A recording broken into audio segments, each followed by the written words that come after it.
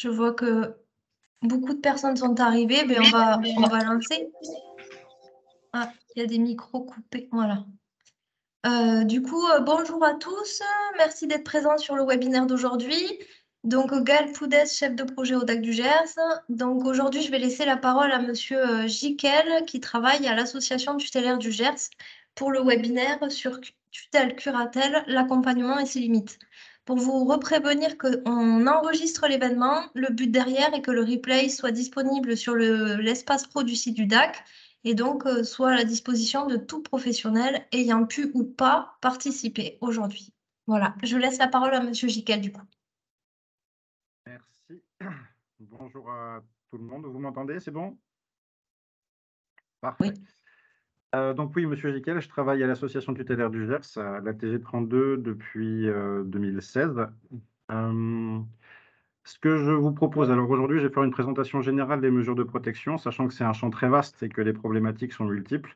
Afin de pouvoir rendre cette réunion aussi pertinente pour chacun d'entre vous, ce que je vous propose, c'est qu'on fasse un tour de table très rapidement, où vous allez pouvoir juste présenter votre fonction, la structure, et éventuellement, si vous avez une problématique particulière que vous souhaiteriez voir abordée, que je puisse le noter, afin, soit pendant la présentation, pouvoir y répondre, soit éventuellement, à la fin de la présentation, revenir sur quelques points particuliers qui nécessiteraient de pouvoir apporter un éclairage précis. D'accord ? Sur la rotation au niveau de la prise de parole, du coup, je ne sais pas, Madame Poudès, est-ce que je vous laisse, parce que je vois que les micros sont coupés.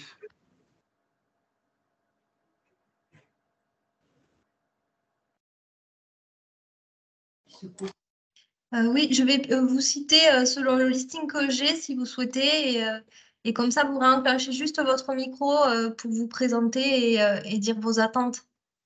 Donc j'ai ADMR Gers Est.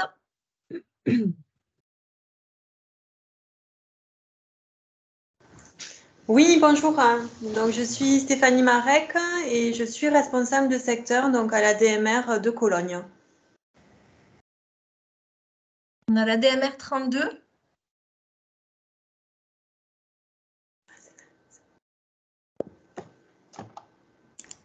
Bonjour, alors c'est peut-être moi, Hélène Fèvre de l'ADMR du Gers, de la fédération. Bonjour, excusez-moi. N'hésitez pas si vous avez des attentes particulières à donner vos attentes. Hein.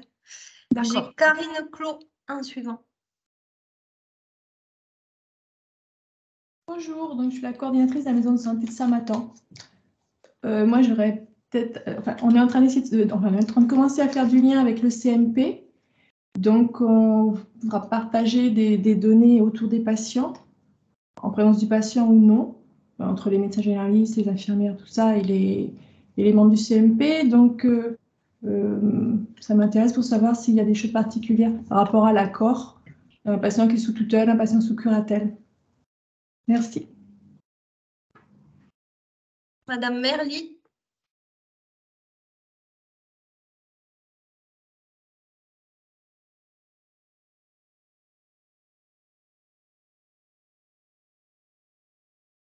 Après, j'ai Madame Daugé. Ah, Madame Merlier a parlé, mais le micro est coupé. Ah, je ne vois pas, moi. Je ne vois pas. Madame Merly. Oui, là, c'est bon. Oui, ça y est, vous m'entendez? Madame Merlier. Oui. Bonjour. Donc, Bonjour. je disais qu'en fait, mes attentes, c'est de faire un petit peu le point au niveau des actualités, peut-être des mesures de protection, s'il y a des changements particuliers sur les mises en place, parce que les délais sont très longs. Les premières prises de contact, quelquefois, avec les délégués sont aussi, peuvent être longs, voilà. Et rafraîchir un peu la mémoire, en gros, sur les mesures de protection, voilà. Merci. Madame Daugé. Ah oui. Bonjour, donc Mylène Daugé, je suis travailleuse sociale à l'APA. J'ai mon micro qui se désactive, alors je risque d'être coupée, vous me direz. Je suis avec mes collègues Stéphanie Loria, également à l'APA, et Madame Panchéry Alexia, assistante sociale de secteur sur Condon. On est toutes les trois sur Condon, on est ensemble là. Et donc pour ma part, je travaille auprès d'un public vulnérable et âgé. Donc, c'est toujours bon, un rafraîchissement, comme ma collègue Christine a dit sur les tutelles, curatelles.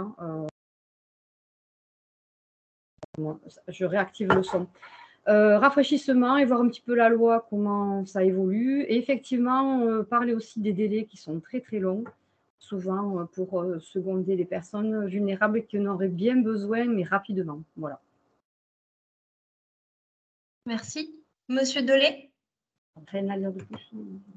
Oui, bonjour. Du coup, alors voilà, moi en fait, c'était pour avoir une piqûre de rappel sur les différentes mesures et puis voir si par rapport à la loi de 2019, il y avait des choses qui avaient évolué ou pas. Voilà, et puis donc simplement faire un rappel par rapport aux différentes mesures qui existent. Merci. Madame Durieux? Oui, bonjour, Martine Durieux, donc chef de service prestation autonomie. Donc, je gère l'APA, l'aide sociale. Et donc, bon, c'est voilà, à connaître, moi aussi, c'est une piqûre de rappel pour conforter mes connaissances. Madame Morata? Oui, bonjour, Elisabeth Morata, responsable pôle aide sociale au département du Gers. Moi, c'est avoir oui, vraiment une vue d'ensemble sur les mesures et les différences par rapport à l'aide sociale. Merci. Là, j'ai juste un nom, Estibal. Je suis désolée, j'ai pas le nom, prénom. Oh, oui, Estibal Marilyn, je suis l'adjointe du service prestation autonomie, responsable du pôle APA. Et moi aussi, c'est une piqûre de rappel sur les différents dispositifs qui existent en matière de protection. Merci. Madame Gauguin?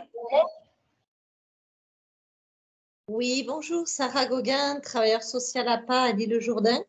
Voilà, moi aussi, c'est effectivement avoir effectivement les actualités, les mesures de protection. Et puis, souvent se pose la question du consentement. Voilà, quand on accompagne les personnes dans la mise en place des mesures de protection. Merci. Madame Petre? Oui, bonjour. Je suis infirmière azalée-sur-Eoze et infirmière libérale sur Eoze aussi. Et moi, voilà, je suis complètement incompétente et ignorante sur les différentes mesures de protection. Donc, je pars de zéro. Donc, ça m'intéresserait de savoir les différences et aussi, voilà, comment on s'y prend et qui doit faire les démarches pour qu'une mesure de protection soit mise en place. Merci. Madame Dosson? Oui, bonjour, Dosson Isabelle, responsable de secteur dans un service d'aide à domicile. Et un peu comme tout le monde, c'est une piqûre de rappel et des infos à entendre. Voilà.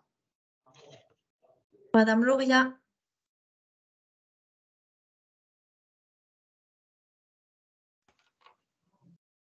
Oui, bonjour, Stéphanie Lauria. Donc, ma collègue Mylène Daugé nous a présenté, parce qu'on est ensemble en fait avec Mme Panqueri.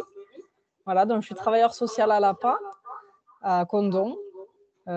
Effectivement, moi, dans notre quotidien au niveau professionnel, on est souvent confronté à ce genre de choses. J'ai récemment d'ailleurs accompagné une personne en audition devant la juge des tutelles et voilà, c'est bien d'avoir aussi effectivement un rafraîchissement sur les mémoires, les différentes mesures pour qu'on puisse l'expliquer au mieux après aux personnes qu'on accompagne.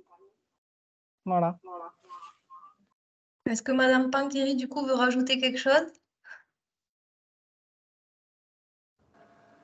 Oui, bonjour. Donc, Alexia Panqueri, assistante sociale sur le secteur de Condom-Saint-Puy. J'interviens tout comme mes collègues. Je peux être amenée à faire des demandes de mesures de protection. Voilà, je travaille en lien avec ma collègue aussi qui est CESF. Avant d'en arriver aux mesures de protection, il y a tout un tas d'autres mesures administratives qu'on peut aussi travailler en amont. Mais je peux être amenée à orienter les personnes vers des mesures de protection. Je n'ai pas d'autres éléments à amener là. Merci. J'ai Madame Mao. Alors, bonjour, donc comme Dominique Petre, moi je suis dans le soin, je suis infirmière libérale sur Vic-Fezensac et à la fois aussi infirmière santé publique à Zalé, aussi à Vic-Fezensac, au centre territorial et à la maison de santé. Et comme Dominique, j'avoue que je suis incompétente sur les mesures de protection. Je vois des patients que je prends en charge plutôt en libéral, en fait, qui ont ces mesures, mais j'avoue que je ne sais pas les décrypter, que je n'ai pas pris le temps. Donc, je trouve que c'est super intéressant. Donc, j'ai été en contact plusieurs fois avec ou des gens de l'ATG ou des gens de l'UDAF. Vous m'expliquerez les différences parce que là, je n'ai pas été chercher. Voilà, donc les mesures, effectivement, comment elles se mettent en place, quelles sont leurs limites, pour des âges, est-ce que l'âge a une importance, etc. Je ne sais pas. Donc, j'attends beaucoup de ce webinaire, en fait. Voilà, merci. Et Madame démarre. Du coup, on fait un tour d'écran pour se présenter et voir quelle attente vous avez. Oui, bonjour, excusez-moi, je suis en retard. Du coup, donc Aurélie Demar, infirmière azalée à Mauvezin. Et mes attentes, j'ai entendu un peu ce que disait Sandra. Du coup, c'était ça. Enfin, en tout cas, c'est remettre à jour un peu mes données sur les curatelles, les tutelles, parce que j'avais appris ça dans mon parcours de psychiatrie en tant qu'infirmière, mais voir s'il y a peut-être des actualités, voilà. Et puis même, voilà, j'ai dû oublier beaucoup ce que j'ai peut-être eu su. Voilà, parce que c'est vrai que c'est pas notre travail au jour le jour, mais par contre, effectivement, on est amené à rencontrer des patients pour qui la question se pose en amont. Moi, par exemple, j'ai eu aussi des mesures de protection qui ont été mises de manière juridique, là, enfin, vous voyez, j'ai pas les termes, avec un juge, des tutelles et tout, qui a dû étudier la situation. Et c'est vrai que c'était pas tout à fait clair pour moi, tout ça, quoi, les démarches et tout. Voilà. Merci. Est-ce qu'on a fait le tour? Est-ce que quelqu'un veut rajouter quelque chose? Sinon, Monsieur Jiquel, je vous laisse continuer.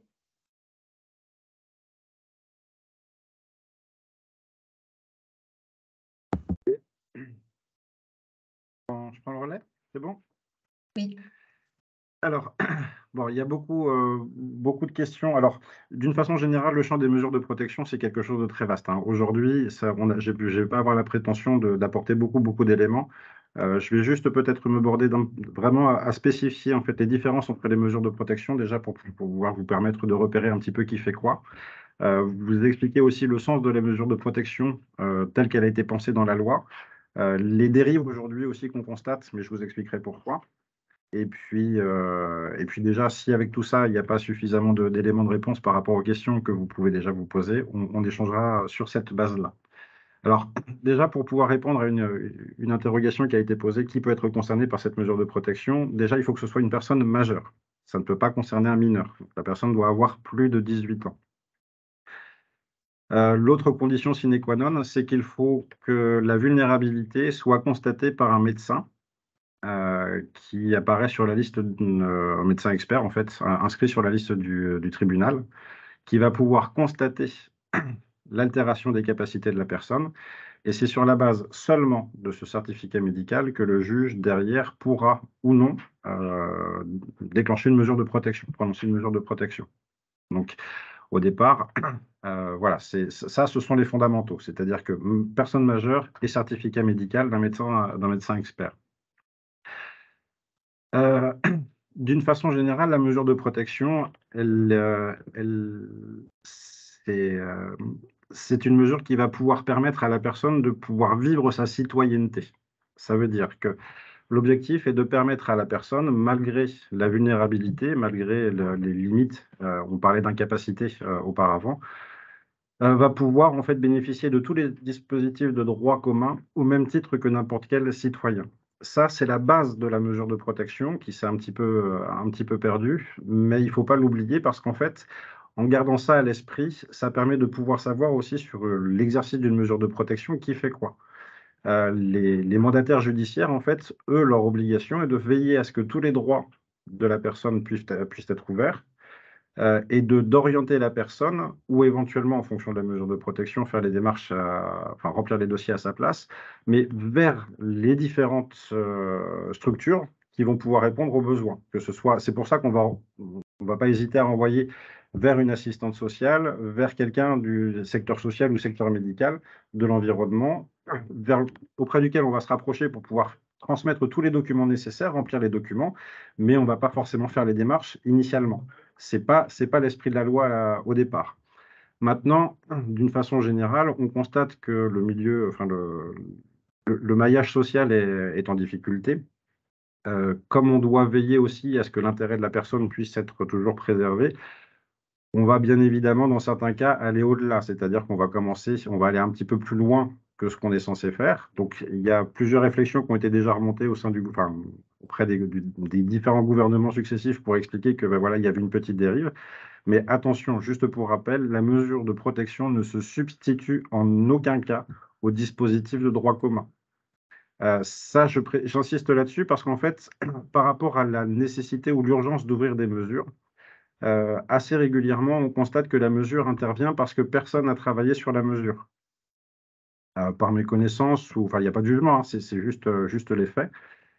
Et que du coup, le présupposé, lorsque la mesure est déclenchée, on attend en fait que le tuteur ou le curateur vienne et prenne en main la situation. Alors, effectivement, c'est ce qu'on va faire, mais il ne faut pas attendre, parce que plus on va attendre qu'une mesure de protection soit prononcée, plus la situation en fait devient de plus en plus problématique. Et comme vous le disiez très bien, le temps de traitement entre la demande présentée au tribunal, le certificat médical du médecin expert, la rencontre auprès du juge, la rencontre du majeur par le juge, les délais, en fonction des tribunaux, ça peut aller de 3 mois, 6 mois, 1 an, en fonction de l'engorgement. Et durant cette période-là, bien évidemment, la mesure de protection n'étant pas prononcée, il n'y a rien qui est mis en place. Si le maillage social local n'essaye pas au moins d'anticiper certaines choses, ben, le mandataire, quand il arrive, il a tout ça à relancer et la situation est plus grave qu'elle n'aurait dû l'être. D'accord? Donc ça, c'est un petit peu ce qu'on constate aujourd'hui. Et peut-être préciser dispositif de droit commun. Qu'est-ce que vous entendez par dispositif de droit commun? C'est ce à quoi n'importe quel citoyen, au nom de sa citoyenneté, peut avoir accès. Les dispositifs publics, d'aide publique, le fait de s'adresser à une assistante sociale, le fait de pouvoir voir un médecin, enfin voilà, on est sur des choses, on ne peut plus ordinaires, des droits ordinaires. C'est pas parce que la mesure de protection est là que la personne, par exemple, ne peut pas solliciter une assistante sociale pour pouvoir faire une demande d'aide à l'allocation logement. Le montage de dossier. L'avantage de la mesure de protection, c'est que tout ce qui va être nécessaire à fournir en documents, en justificatifs, etc., là, vous pouvez passer par le curateur, où le curateur, lui, va initier la demande, transmettre aux organismes qui sont en charge, mais ce n'est pas forcément, et a fortiori en curatelle, ce n'est pas au curateur de pouvoir faire l'ensemble de la démarche et de déposer les dossiers.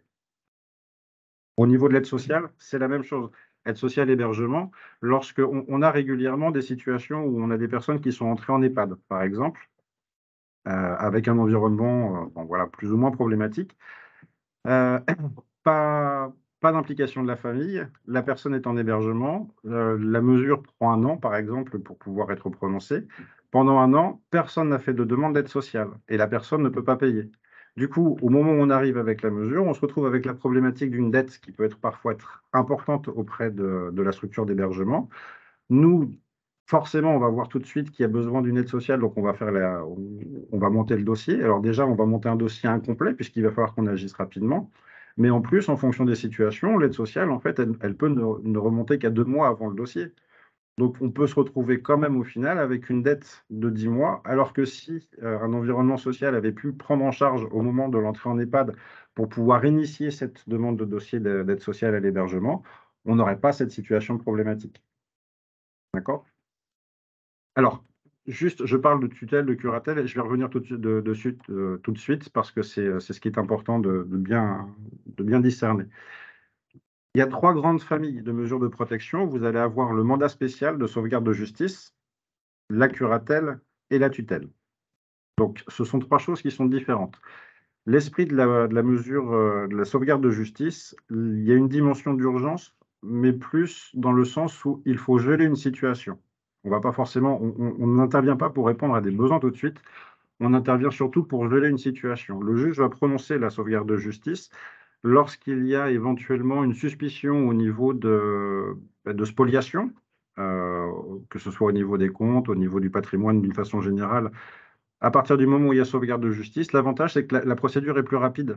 Le juge n'a pas forcément besoin d'auditionner le majeur pour prononcer une sauvegarde de justice. Donc, en fait, il va utiliser ce levier-là lorsqu'il faut intervenir rapidement pour geler une situation et éviter que ça empire. Ensuite, alors, la mesure de sauvegarde de justice, c'est une mesure temporaire.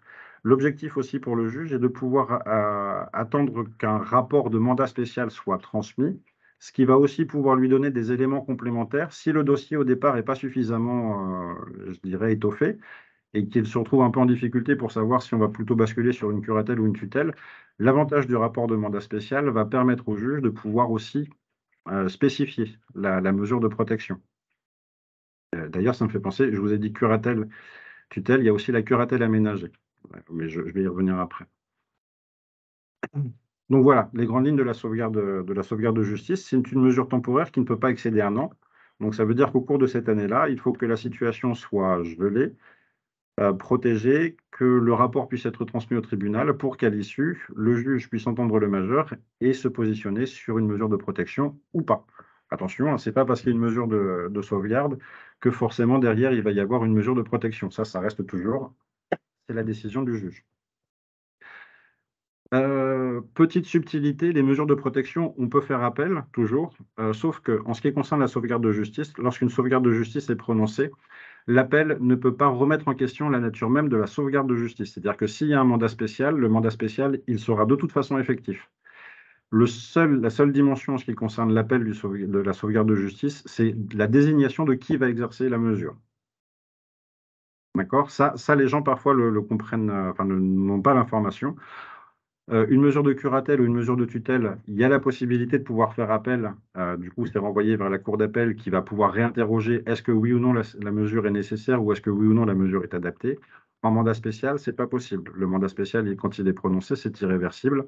La seule modification possible, c'est la désignation du mandataire. D'accord? Ensuite, là, on va rentrer dans les petites subtilités. On aborde la curatelle. Donc, la curatelle va pouvoir se décliner en curatelle simple, curatelle renforcée et curatelle aménagée. Pour faire simple, la curatelle simple, c'est une mesure où le mandataire va être en charge de la gestion du patrimoine, principalement. C'est-à-dire que sur une curatelle simple, tout ce qui va être dimension du quotidien, le mandataire n'a pas la main dessus.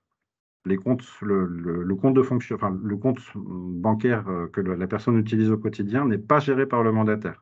Il va juste s'agir des comptes de placement et du patrimoine immobilier. Donc, lorsqu'il y a une curatelle simple, au quotidien, pour le coup, le mandataire ne peut pas intervenir. Non seulement il ne va pas avoir les éléments, mais en plus, légitimement, il n'est pas autorisé à intervenir sur le montage de dossier. Donc là, dans ces cas-là, obligatoirement, on va forcément renvoyer systématiquement vers les acteurs sociaux de terrain. Ensuite, on a la curatelle renforcée. Donc la curatelle renforcée, c'est la même chose que la curatelle simple, avec en plus cette dimension de la gestion du quotidien. Donc là, le compte du quotidien va être géré par le mandataire, avec l'obligation par le jugement de percevoir toutes les ressources de la personne sur ce compte-là. Et ensuite, toutes les dépenses doivent partir de ce compte-là, ce qui permet en fait au juge de pouvoir, lorsqu'il y a une vérification, regarder en fait si toutes les rentrées d'argent sont correctement orientées et si tous les droits sont ouverts, et derrière de pouvoir aussi estimer si les dépenses sont légitimes, si elles sont cohérentes ou pas. Pour ça, il faut savoir aussi qu'il y a un contrôle de gestion annuel, c'est-à-dire que tous les ans, nous sommes dans l'obligation de pouvoir, tuteur professionnel ou tuteur familial, ou curateur professionnel et familial, il y a l'obligation chaque année de pouvoir rendre des comptes au tribunal, ce qu'on appelle des comptes rendus de gestion, où tout ce qui s'est passé dans l'année est transmis intégralement au tribunal, qui va pouvoir vérifier si effectivement la mesure est correctement exercée. En ce qui concerne la curatelle renforcée, on est sur un principe d'accompagnement. À la différence de la tutelle, qui est un principe de représentation. Ça, si vous voulez garder une idée forte, aujourd'hui, c'est ça. La curatelle le curateur va faire avec, va conseiller. Notre obligation est d'abord d'informer, de renseigner et d'accompagner dans la démarche en favorisant l'autonomie de la personne. Dans la tutelle, on est sur de la représentation. Ça veut dire que c'est la signature du tuteur en fonction de la nature de l'acte suffit. Il n'y a pas forcément besoin de la signature du tutélaire. Alors, en réalité, c'est un petit peu plus compliqué que ça, mais là, aujourd'hui, je vais rester dans les grandes lignes. Curatelle, on fait avec. Principe de 2 signatures, c'est de la co-signature. Tutelle, c'est le tuteur qui signe. Donc, j'étais sur les curatelles renforcées. La curatelle aménagée, c'est une mesure qui est issue de la réforme de 2019 par rapport à... Le juge, en fait, va pouvoir préciser dans la mesure de protection quelle est la part de responsabilité du curateur et qu'est-ce qui est laissé à responsabilité du curatellaire. Donc, c'est une mesure qui est un peu plus précise, qui va détailler tels actes, c'est le curateur qui va s'en charger, tels actes, c'est la personne elle-même qui va s'en charger. Juste pour information, la Cour européenne des droits de l'homme a épinglé la France à plusieurs reprises concernant les mesures de protection pour leur dimension discriminatoire, sachant qu'on fait une différence en fonction de la personne, ce qui oriente vers tutelle et curatelle. Donc c'est quelque chose dans les tuyaux qui tombera forcément à un moment ou à un autre. Il y a de fortes chances qu'on bascule à terme sur une mesure qui sera plutôt une curatelle aménagée, où en fait le juge déclinera systématiquement, il n'y aura qu'une mesure, puisque c'est ce que la Cour européenne attend, il n'y aura qu'une mesure dans laquelle seront détaillées en fait les obligations liées à la mesure de protection. Mais aujourd'hui, la curatelle aménagée, ça représente une très petite partie des mesures de protection qu'on a. Et donc enfin, la tutelle. Donc là, on est sur une représentation. Les textes de loi sont assez précis. Tout ce qui va être de l'ordre des actes d'administration, donc plutôt de la gestion du quotidien, le tuteur peut faire. Par contre, tout ce qui va être de l'ordre des actes de disposition, alors acte de disposition, on entend un acte qui peut avoir un impact important sur le patrimoine de la personne ou sur des décisions qui sont vraiment qui sont significatives dans la vie de quelqu'un. Là, systématiquement, il faudra l'autorisation du juge, obligatoirement. Donc ça, il faut le garder, faut en avoir conscience, parce que c'est ce qui explique aussi la différence de temporalité dans les réponses apportées aux problématiques entre une curatelle et une tutelle. Là où en curatelle, les choses peuvent être débloquées assez rapidement en fonction des problématiques, pour les tutelles, ça peut prendre plus de temps, puisqu'à ce moment-là, il faut présenter une requête au juge, attendre que le juge traite, et derrière nous donne une ordonnance pour valider ou pas la requête initialement présentée par le mandataire.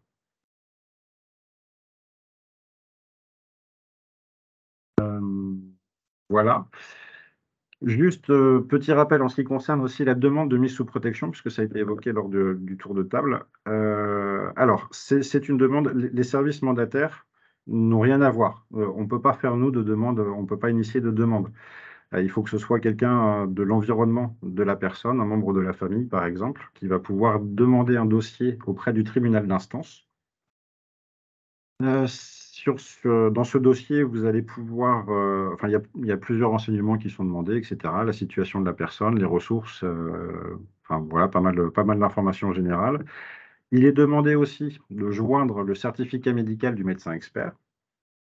Et ensuite, une fois que le dossier est complet avec le certificat médical du médecin expert, c'est à transmettre au tribunal qui, du coup, ensuite va enregistrer la demande et derrière prendra sa décision sur la façon dont les choses vont évoluer.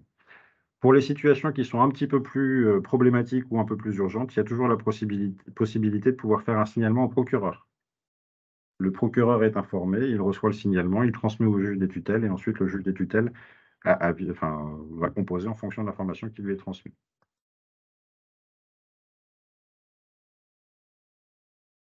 Donc, sur la liste des personnes qui peuvent faire ces demandes-là, je vous disais, c'est l'environnement, donc conjoint, parent, personne entretenant des liens étroits et stables avec la personne à protéger, personne chargée d'exercer la mesure de protection. Mais alors là, on est dans le cadre d'un renforcement. S'il y a déjà une mesure de protection et qu'il faut l'adapter, là, c'est le seul cas où le mandataire peut enclencher quelque chose, et sinon le procureur de la République.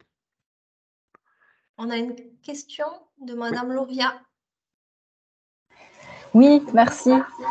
Je voulais en fait poser la question par rapport à celui qui demandait dans la mesure de protection, parce que j'ai eu le cas où c'était une belle fille qui a demandé en fait la mesure de protection pour ses beaux-parents, sachant qu'en fait donc elle est mariée au fils de ces deux personnes âgées. Et en fait, le dossier n'a même pas été traité par la juge, lui expliquant que la belle-fille, alors que pourtant sur le dossier, il y a quand même stipulé belle-fille entre parenthèses, mais du coup, ça a été carrément rejeté, même pas instruit par la juge, du fait que ça soit la belle-fille qui ait demandé une mesure de protection pour ses beaux-parents. Alors, vous comprendrez bien que je ne vais pas pouvoir forcément parler beaucoup pour le tribunal. Je n'ai pas les éléments, excusez-moi, je ne sais pas ce qui a amené le tribunal à prendre cette position. Théoriquement, non. À partir du moment où on est sur un parent, une belle-fille, c'est quand même un parent relativement proche. Et si la personne peut en plus justifier de contacts réguliers. Ah oui, c'est elle qui gère tout. Oui, donc normalement, non, il n'y a pas. Théoriquement, non. Théoriquement, la demande, elle est recevable. Après, probablement qu'il y a d'autres éléments, je ne sais pas. Je ne connais pas suffisamment la situation. Donc, sur la base de ces autres éléments, non, ça n'explique pas. Enfin, d'entrée, de toute façon, quand elle avait appelé, on lui avait dit que la belle-fille, ça ne passerait pas. Et quand elle a déposé le dossier, sur le courrier, c'est stipulé qu'en tant que belle-fille, ça aurait dû être le fils, en fait. Voilà ce qu'on lui a répondu. Mais ils n'ont même pas instruit. Ils auraient pu instruire et éventuellement auditionner le fils. Mais ils n'ont même pas donné suite. Alors, je vais vous dire, en fait, quand vous m'avez présenté ça, la question que je me suis posée, c'est pourquoi pas le fils? Je me suis posé exactement la même question. Mais bon, voilà. Après, je ne peux pas répondre à la place du tribunal, là, je suis désolé. Normalement, bon, après avoir aussi les éléments qui sont dedans, mais ça ne me paraît pas. On a déjà eu des situations où effectivement ça venait d'un gendre ou d'une belle-fille. Oui, dans ce genre de situation, en général, nous, c'est souvent les belles-filles. Excusez-moi, c'est pas parce que vous êtes un monsieur, mais souvent, c'est les dames qui, derrière, œuvrent au niveau administratif pour les personnes âgées. Et c'est vrai que souvent, ils ont tendance à déléguer aux belles-filles et donner carte blanche, on va dire. Donc, bon. C'est vrai que du coup, moi, en plus, c'est moi qui lui avais conseillé. Donc, je me suis dit, mince, elle a dépensé 2 fois 160 € pour le certificat médical pour qu'au final, on lui dise merci, au revoir. Bon, maintenant, je saurai. Pourquoi 2 fois 160? Pardon? Pourquoi 2 fois 160 €? Parce que les certificats médicaux, c'est facturé 160 € pour l'un et 160 € pour l'autre. Ah, c'était pour les deux parents? Oui. D'accord, ok. Oui, alors ça, j'en profite, je rebondis là-dessus. Le certificat médical du médecin expert, effectivement, ça représente un coût, c'est 160 €. Donc, pareil. Alors, si la situation économique de la personne est vraiment très, très compliquée, il y a la possibilité de pouvoir demander au tribunal à ce que ce soit pris en charge. Et ça, il faut le faire au moment de la demande.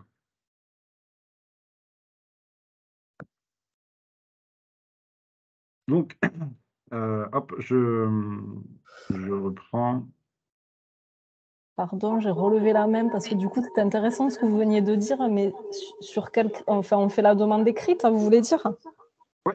Pour demander la prise en charge? Au moment du dossier, au moment de déposer le dossier, au moment de prendre le dossier, je pense qu'il faut directement s'adresser au greffe, expliquer la situation pour voir en interne au niveau du tribunal ce qui est possible ou pas.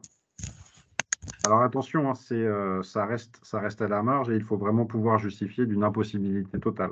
Ça va plutôt s'adresser aux personnes qui sont à la fois dans une forte précarité sociale, mais en plus complètement isolées. S'il y a des personnes autour, le tribunal, je pense qu'il sera moins propice à pouvoir financer.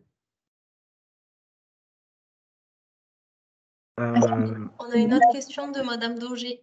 Oui. C'est Alexia Panqueri, du coup, parce qu'on est à côté.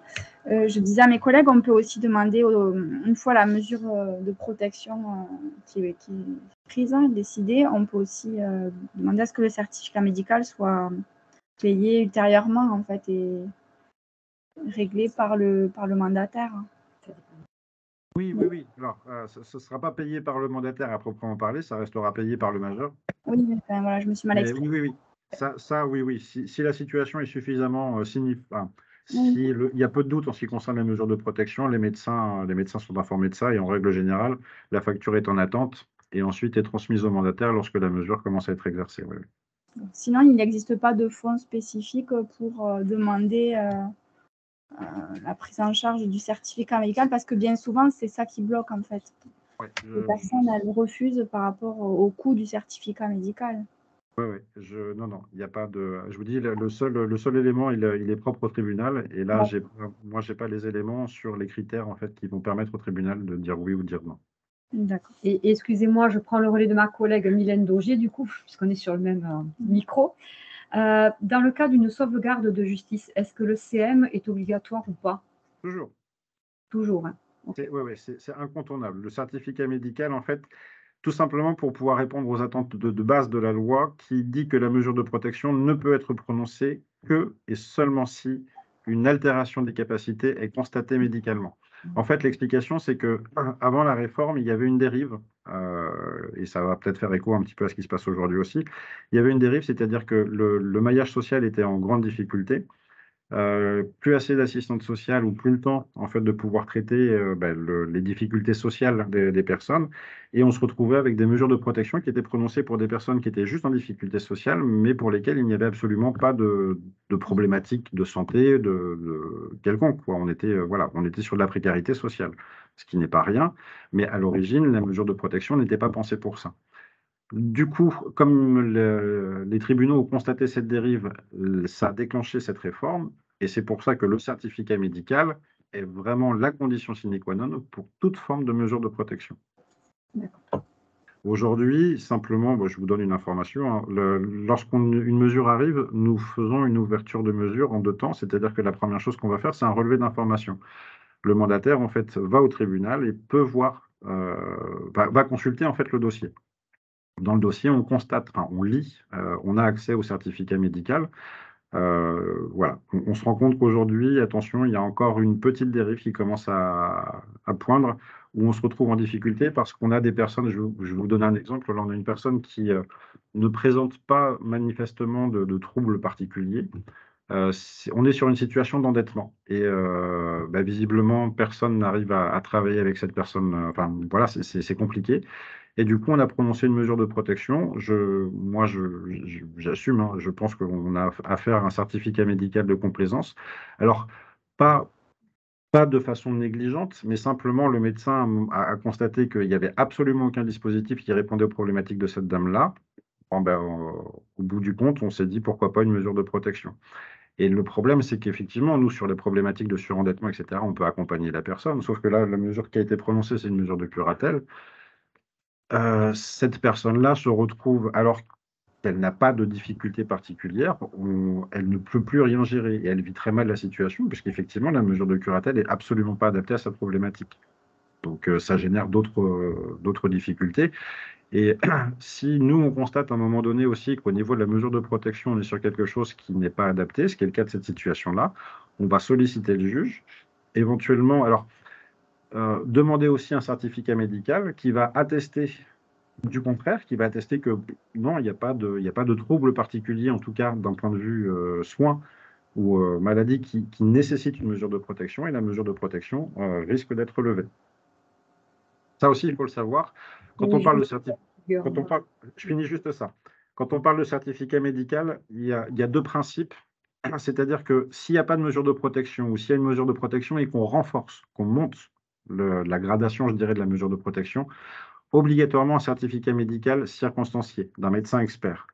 En revanche, lorsqu'il s'agit de baisser la gradation de la mesure de protection, par exemple passer de tutelle à curatelle, un certificat médical du médecin traitant suffit. Et il faut savoir aussi, pour lever une mesure de protection, un certificat médical du médecin traitant suffit.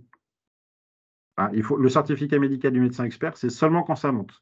Après, quand ça descend, le certificat médical du médecin traitant suffit. Alors attention, hein, c'est pas anodin, parce qu'une personne, par exemple, qui est en curatelle renforcée, elle va voir son médecin, si le médecin, son médecin traitant, si le médecin traitant produit un certificat médical, sur la base de ce certificat médical, la mesure peut être levée. Voilà, juste pour que vous sachiez. Très bien, merci. Ouais. Je vois que le chrono défile, alors je vais passer un petit peu tout ce qui est ad hoc, etc. Peut-être que ce sera l'occasion d'organiser un deuxième webinaire pour revenir un petit peu plus longuement sur ces questions-là. Je vais plutôt m'attarder sur les points que vous avez abordés lorsqu'on a fait le tour de table. Alors, en ce qui concerne les évolutions sur les mesures de protection, pour l'instant, il n'y a pas d'évolution fondamentale. Les dernières réformes, elles sont plutôt techniques et elles vont concerner tout ce qui va être la façon d'autoriser ou d'accepter une succession pour les majeurs sous protection. Donc, on est sur des champs vraiment très particuliers, très pointus. D'une façon générale, la chose la plus significative, c'est par rapport au droit de vote, où là, il n'y a pas de... Aucun juge ne peut retirer le droit de vote à une personne, par exemple. Ce qui était auparavant possible. Là, tutelle, curatelle, on n'intervient pas sur ce... Enfin, le juge n'intervient pas là-dessus. Et puis, petite modification aussi en ce qui concerne l'accord de la personne lorsqu'il s'agit de se marier. L'obligation est d'informer le curateur et il n'y a plus d'autorisation à fournir. Il faut que ce soit informé. Du coup, nous, on transmet l'information au juge. Le seul cas de figure particulier, c'est que, sans rentrer dans une caricature systématique, mais si une personne, je vous le dis parce que je l'ai vu, on l'a eu ici, une personne veut se marier avec quelqu'un avec qui elle entretient une correspondance au Bénin, voilà, on va dire non. On va se positionner en expliquant que l'intérêt du majeur est peut-être pas, enfin voilà, c'est un peu fragile, il y a des suspicions. Donc là, on va seulement se positionner, mais sinon, si tout est ouvert, il faut transmettre les informations, il n'y a pas d'autorisation du juge.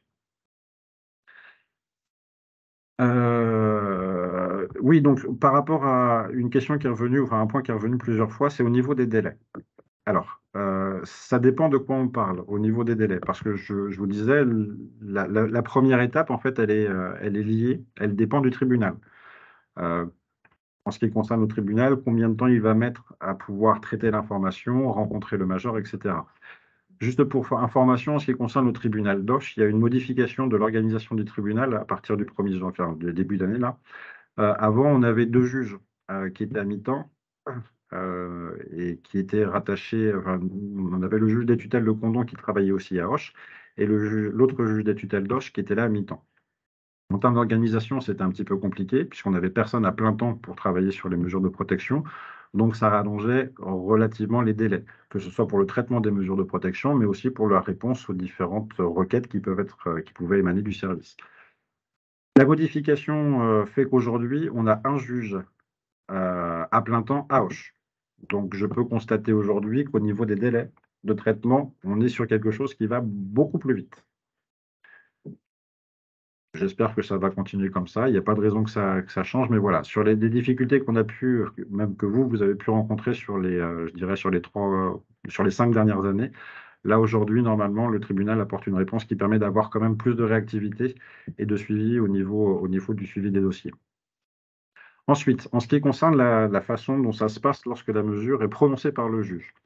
La personne protégée est informée, donc elle reçoit une notification du jugement. Et nous, lorsque nous sommes désignés, nous recevons aussi une notification du jugement. À partir de ce moment-là, la première étape qu'on va faire, nous, c'est qu'on va d'abord aller consulter le dossier auprès du tribunal, au tribunal.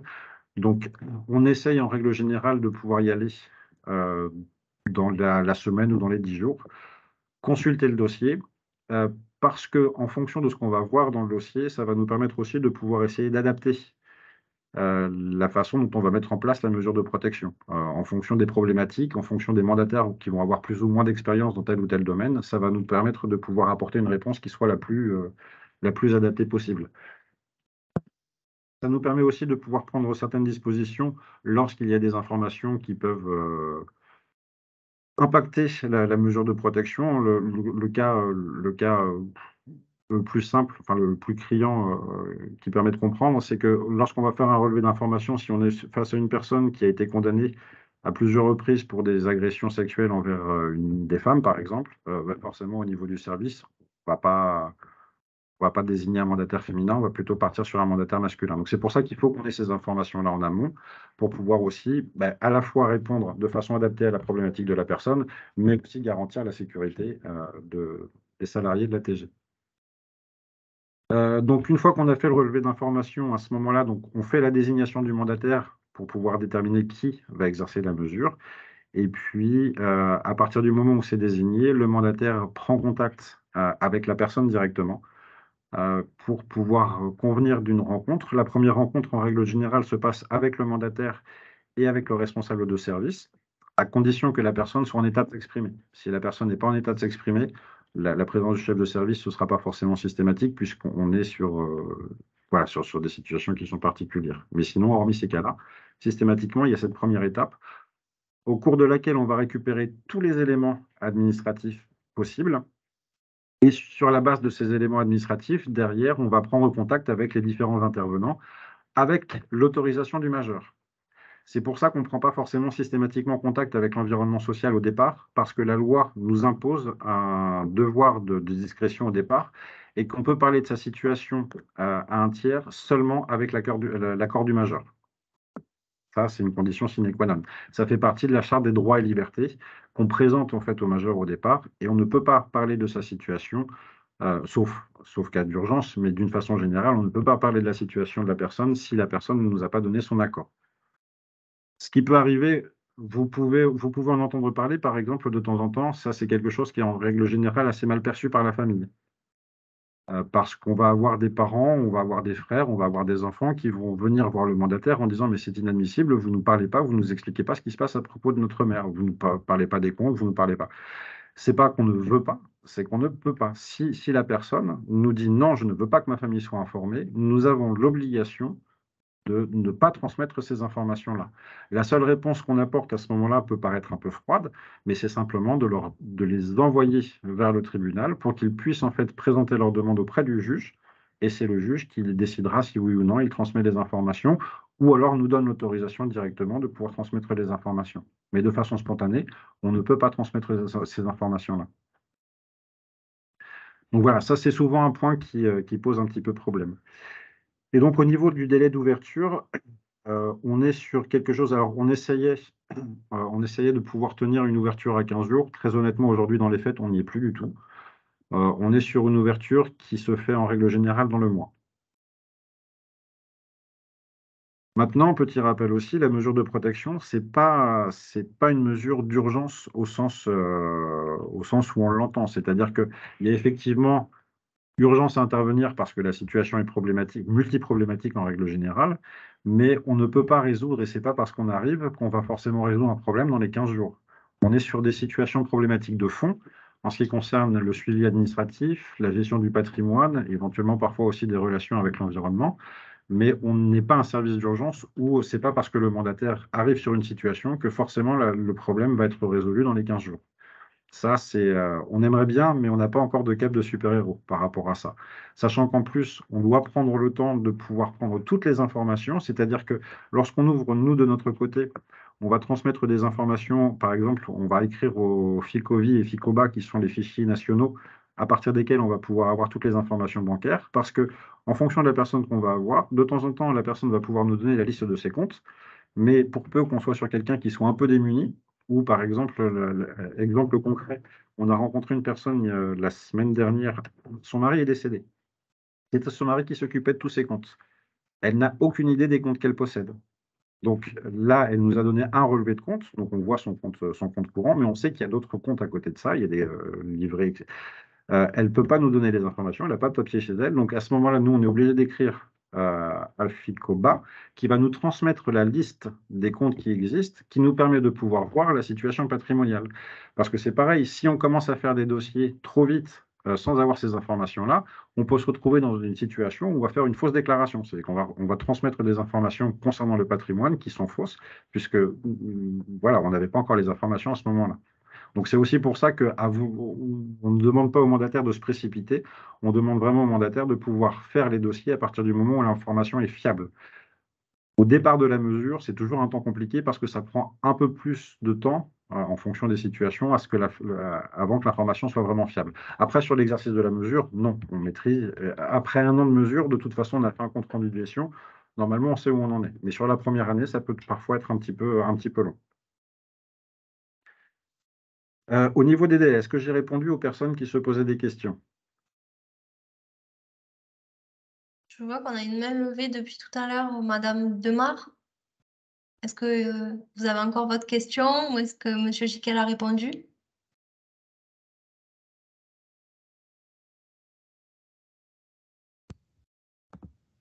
Pardon, excusez-moi. Du coup, non, je la vois plus ma main, donc je pensais que je l'avais enlevée, en fait. Donc, j'ai pas dû l'enlever. Alors, j'en profite. Vous aviez parlé tout à l'heure enfin, je ne sais plus si c'est vous qui parlez du fait de pouvoir partager des informations de nature médicale ou par rapport à ça. En ce qui concerne le médical, la dimension sanitaire à propos des mesures de protection, notre obligation est de pouvoir faire en sorte de permettre à la personne d'avoir accès aux soins. Donc, ça veut dire la mise en relation avec du personnel soignant, un médecin, des infirmières, etc. Après, nous ne sommes pas dépositaires d'une responsabilité quelconque en ce qui concerne le soin. C'est-à-dire qu'on n'a pas vocation à connaître, par exemple, un diagnostic ou des choses comme ça, sauf dans le cas du secret partagé, à partir du moment où ça va avoir du sens dans l'accompagnement de la personne. Donc, en fait, les transmissions d'informations, elles peuvent avoir lieu. C'est le seul cas de figure qui va contredire un petit peu ce que je vous disais avant. Le seul cas de figure où, de temps en temps, on va pouvoir communiquer des informations sans l'accord du major, c'est parce que on est dans le cadre du secret partagé, parce que la situation le nécessite. Par exemple, en ce qui concerne un traitement médical, si un traitement médical est vraiment nécessaire parce que la personne, voilà, ça représente une dimension vitale, qui a toute une sorte plusieurs démarches à enclencher. Là, à ce moment-là, oui, on va pouvoir échanger, on va pouvoir prendre cette information-là et la traiter parce qu'il en va de l'intérêt du major. Voilà, c'est le seul cas de figure où on va pouvoir communiquer en dehors de ce que je vous disais tout à l'heure sur l'obligation d'avoir l'accord du major pour pouvoir communiquer. Madame Claude, du coup, a une question. C'était moi qui avais posé la question par rapport à ça, c'est par rapport à la protection des données. On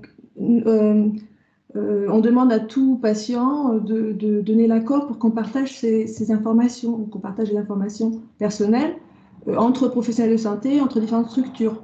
Donc là, dans le cadre de personnes sous curatelle, on leur demande leur autorisation à eux, mais en cas de personnes sous tutelle, du coup, il faut qu'on demande l'autorisation de partage au tuteur. Oui, mais qui vous répondra, ça ne nous concerne pas. C'est un peu compliqué. Oui. Alors, ça dépend de la nature de l'information, parce que là, vous parlez de quel type d'information exactement? Par exemple, ces formations entre le centre médico-psy et pour un patient et le médecin traitant, les infirmières, donc des informations sur comment ça se passe au domicile.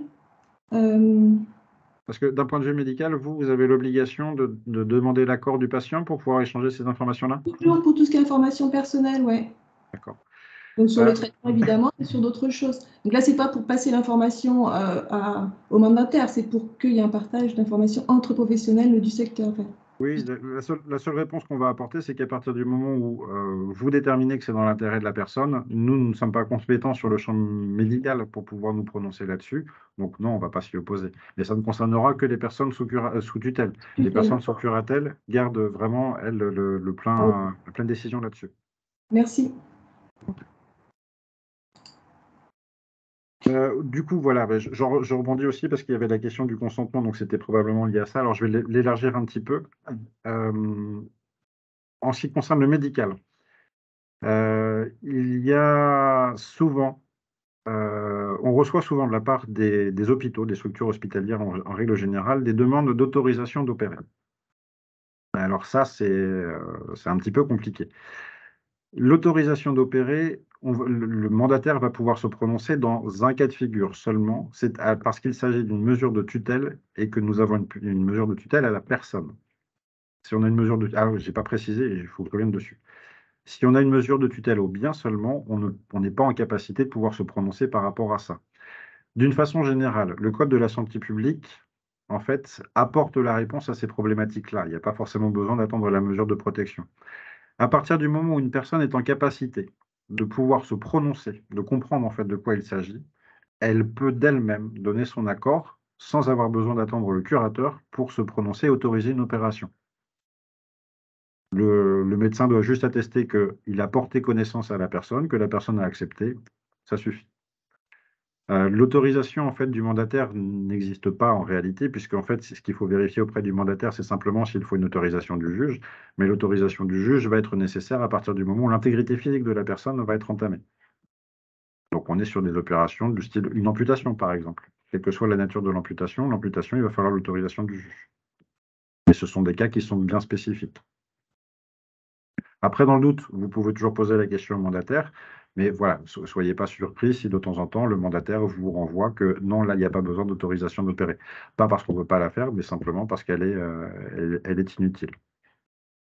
D'une façon générale, l'esprit de la loi insiste sur l'autonomie de la personne, c'est-à-dire que tout ce que la personne va être en capacité de faire, on la laisse responsable et on la laisse en capacité, enfin, on lui demande de pouvoir le faire. Lorsqu'elle est capable de pouvoir prendre des décisions pour elle-même et que bon, on constate que c'est effectivement possible, c'est d'abord ce qui va primer. La mesure de protection va venir pour tout ce qui va être, je dirais, défaillant quelque part, lorsque la personne n'est pas en capacité de pouvoir prendre des décisions. Mais si à un moment donné, elle comprend quelque chose et qu'elle est en capacité de se positionner en curatelle, sa parole reste très importante. Pour illustrer le propos, c'est que nous, par rapport à toutes les décisions, lorsqu'on transmet ou lorsqu'on fait quelque chose, systématiquement, on va demander la signature du majeur.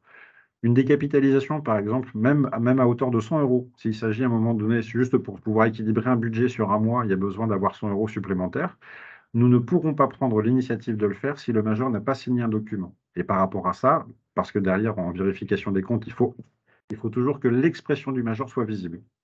Donc, on va aller voir le major, lui expliquer, voilà, il faut décapitaliser de tel compte sur tel compte. Est-ce que vous êtes d'accord? Est-ce que vous avez compris? Oui. Est-ce que vous êtes d'accord? Oui. Et à ce moment-là, il signe. S'il n'est pas d'accord ou s'il n'a pas compris, ça génère d'autres questions et ça veut dire peut-être que la mesure de protection n'est pas adaptée, d'ailleurs. D'accord?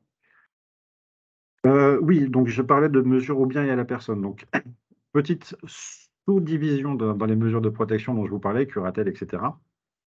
Dans les curatelles et les tutelles, il y a 2 domaines de protection. Il va y avoir le domaine au bien et le domaine à la personne. Donc, quand une mesure de protection est prononcée, vous allez avoir une mesure de protection curatelle au bien et à la personne, curatelle au bien, curatelle à la personne.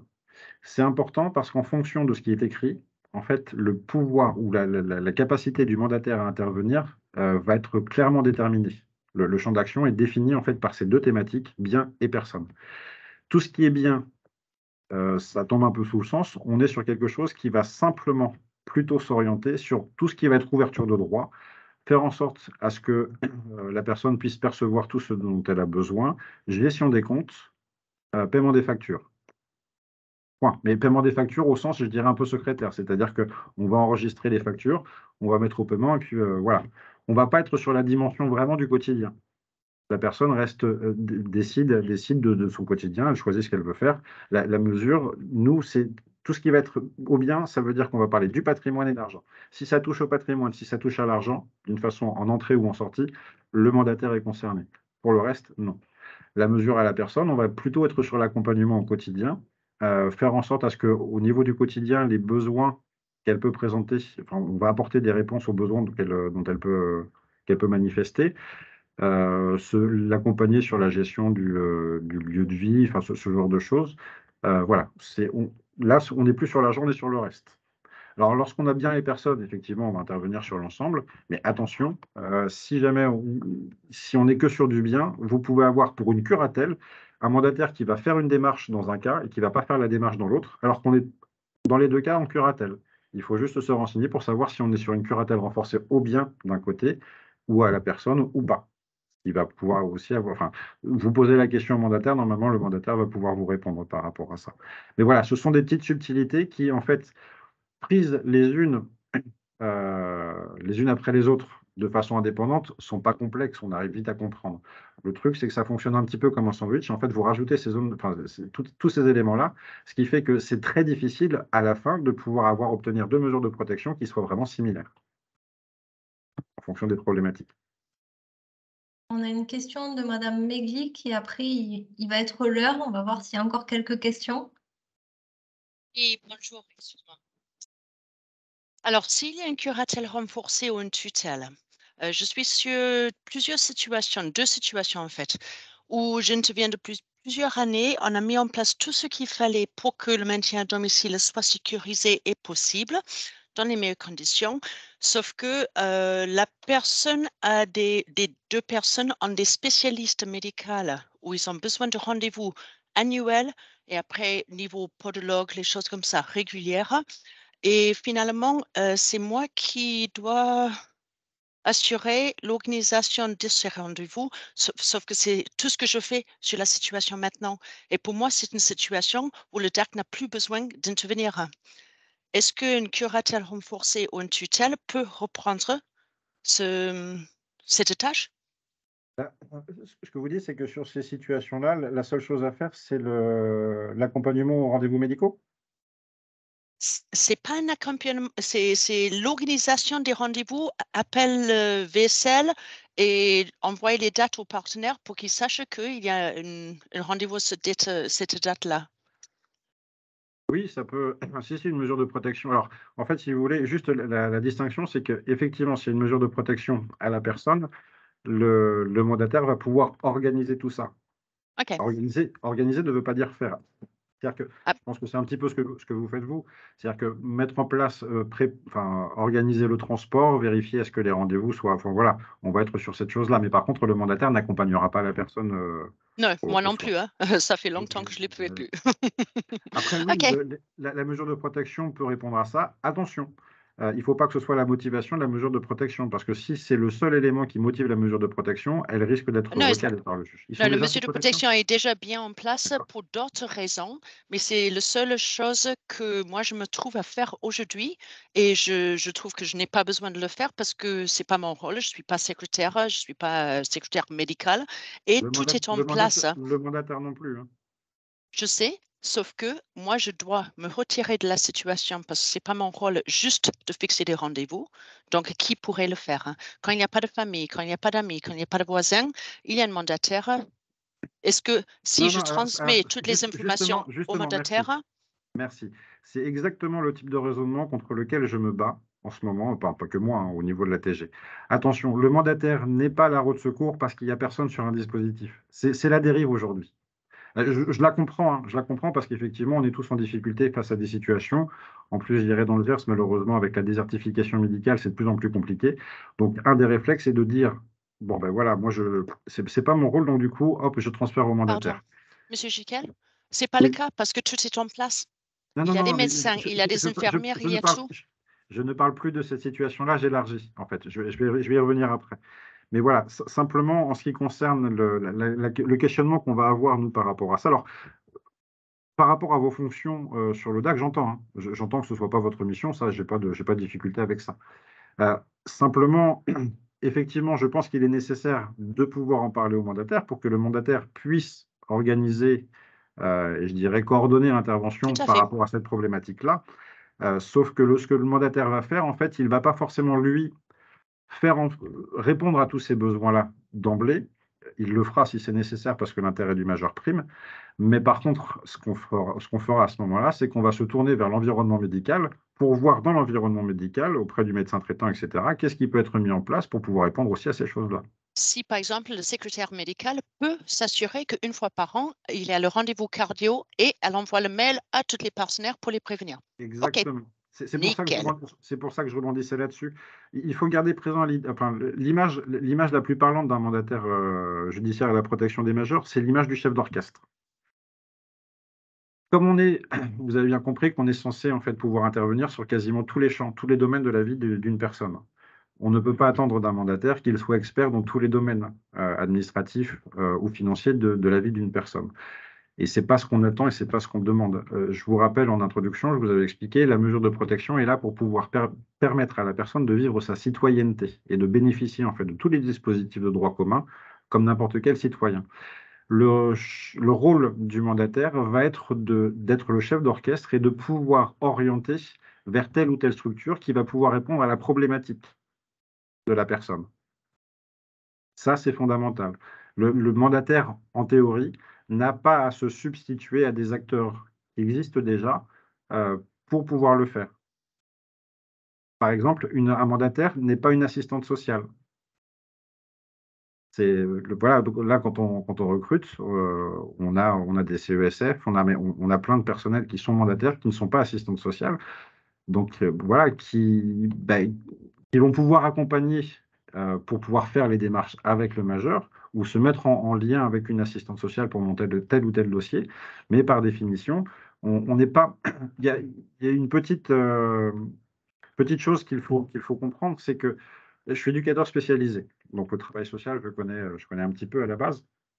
Et lorsque j'ai commencé à travailler en tant que mandataire et sur la réflexion aussi derrière qui est poursuivie en tant que chef de service, une question qui traverse le champ de la protection, de la mesure de protection, c'est est-ce que nous sommes encore des travailleurs sociaux? La réponse, alors il n'y a pas de réponse à proprement parler, hein, officielle, mais sur la pratique, et vous pouvez échanger avec pas mal de professionnels du milieu, aujourd'hui, on n'est plus des travailleurs sociaux au sens classique du terme, ou au sens tel qu'on peut l'entendre pour une assistante sociale ou un éducateur spécialisé. On est à la mi-chemin entre le social et le judiciaire, puisqu'on travaille sous l'autorité d'un juge. Et nous, en fait, ce qu'il faut comprendre, c'est que notre obligation première doit être de répondre aux obligations légales qui concernent le mandat.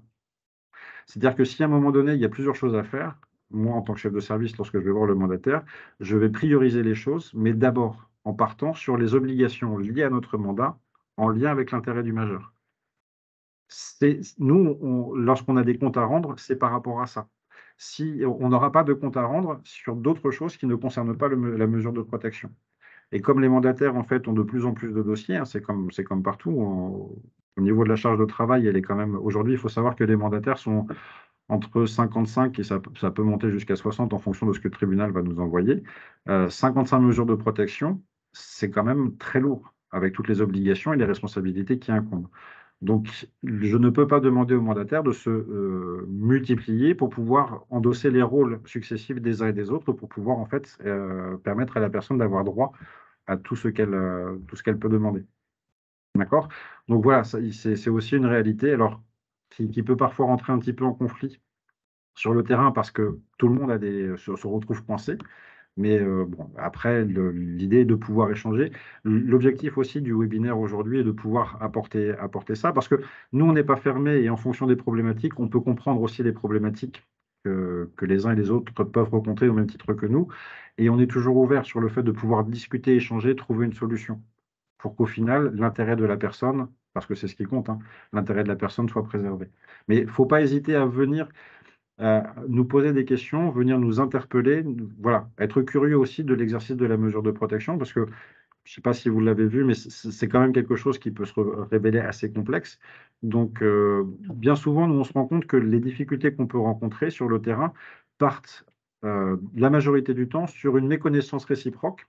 Hein, je nous inclus aussi, hein, une méconnaissance réciproque des rôles et des champs d'intervention des uns et des autres. Et qu'à partir du moment où hop, on met les choses à plat, et puis très souvent, on arrive à trouver des solutions qui, au final, bon, voilà, ça résout le problème. Donc, on est vraiment ouvert à la discussion. Notre présence aujourd'hui sur ce webinaire montre que voilà, on est demandeur aussi.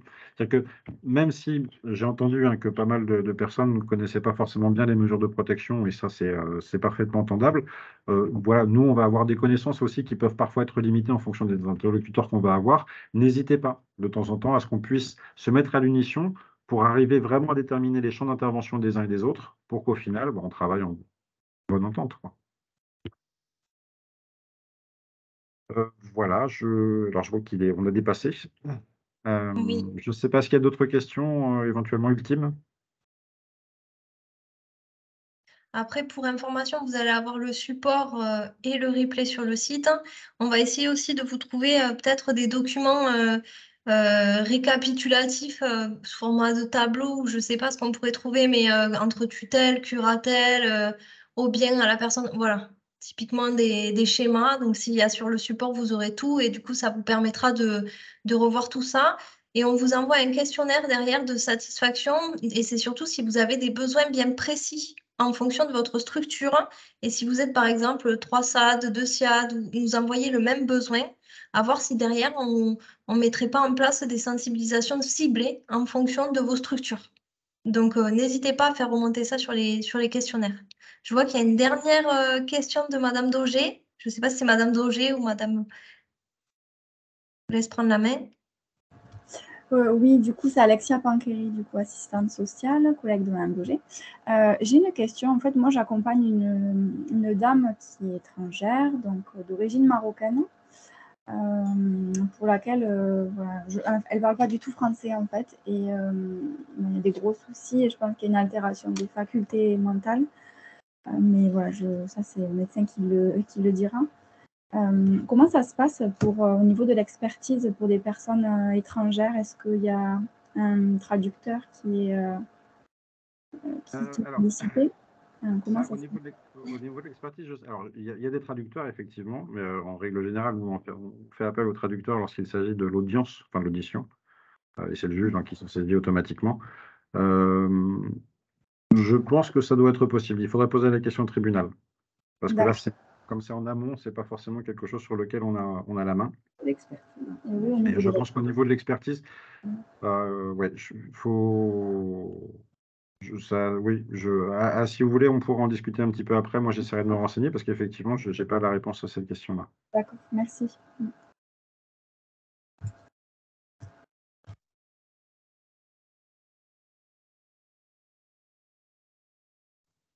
Je propose qu'on s'arrête là pour aujourd'hui. N'hésitez pas à faire remonter si vous avez d'autres besoins particuliers sur cette thématique, puisqu'on voit que c'était un temps, on a eu des commentaires, c'est très court pour un sujet vaste.